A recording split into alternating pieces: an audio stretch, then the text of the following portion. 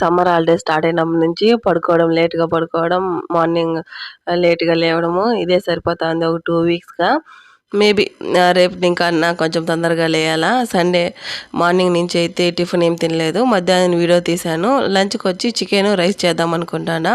నేను 3 డేస్ నుంచి నేను గమనించింది ఎవరంటే, ఒకప్పుడు నాకు కోపం వచ్చినా, స్ట్రెస్‌గా ఫీల్ అయినా, ఈ పిల్లోళ్ళు ఉన్నారు కదా ఇంట్లో ఇంకా కొంచెం ఎక్కువగానే ఉంటుంది. ఇద్దరు కొట్టుకునేది మామూలే వాళ్ళు.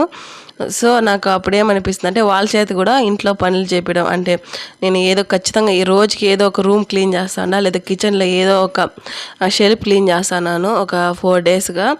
అప్పుడు ఏదో ఒక రోజుకో ఏదో ఒక క్లీనింగ్ పెట్టుకొని పిల్లోళ్ళని కూడా దాంట్లో ఇన్వాల్వ్ చేస్తే కొంచెం మనం రిలీఫ్‌గా ఉంటాము. వాళ్ళకి ఏదో పని దొరికినట్టు ఉంటుంది. ఒకసారి ట్రై చేయండి. మనసు కొంచెం ప్రశాంతంగానే ఉంటుంది. చికెన్ అయితే ఇంకా సూపర్‌గా కుదిరింది. మీరు నెక్స్ట్ టైం ఖచ్చితంగా ట్రై చేయండి. ఎప్పుడు ఒకే స్టైల్‌లో కాకుండా అప్పుడప్పుడు ఇట్లా ట్రై చేస్తే బాగుంటుంది. ఒక పెనంలోకి ఆయిల్ వేసి సోంపు, చెక్క, పట్ట వేసిన తర్వాత ఒక మీడియం సైజ్ ఒక ఎర్రగడ్డ కట్ చేసుకొని దాంట్లోకి 2 ఎండుమిరపకాయలు, 2 పచ్చిమిరపకాయలు కట్ చేసి కొంచెం బ్రౌన్ కలర్ వచ్చేదాకా కలుపుకొని తర్వాత అల్లం పేస్ట్ వేసి అల్లం పేస్ట్ బాగా పచ్చివాసన పోయేదాకా పెట్టుకొని తర్వాత చికెన్ వేసిన తర్వాత 10 నిమిషాలు బాగా కలుపుతూ వాటర్ వస్తుంది కదా అప్పుడు టమాటా వేసిన ఒక 2 నిమిషాలు బాగా కలుపుతున్న తర్వాత కర్డ్ కొద్దిగా వేయండి. టమాటా అయితే ఎక్కువ వేసుకోవద్దు, కొంచెం తక్కువ వేసుకోండి ఎందుకంటే కర్డ్ వేస్తాం కదా.